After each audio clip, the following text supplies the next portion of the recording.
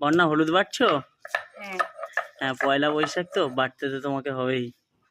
মাখবে না হলুদ? হ্যাঁ, তো মাখতে হবে না? ছোট থেকে মা এমনি আমাদেরকে মাখিয়ে দিত। আর নিম পাতা কই তোমার? নিম পাতা আজকে মানে দেবো না, কারণ আজকে হচ্ছে মঙ্গলবারে পড়েছে। মঙ্গলবারে নাকি নিম পাতা খেতে নেই, দিতে নেই।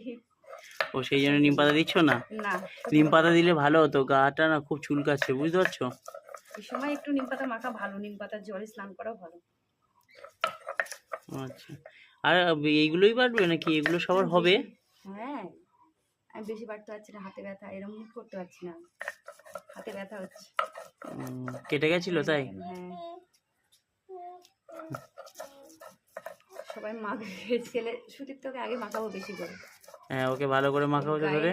গায়ে কি সব বেরোচ্ছে, এমনি দিন তো বাটা হয় না, সময় হয় না, আজকে বাড়ছি যেহেতু ওকে আগে বেশি করে মাখাবো। ভালো করে মাখিয়ে দাও। হ্যাঁ, স্নান হয়ে গেছে? তুই হলুদ মেখেছিস? কাশি? হ্যাঁ,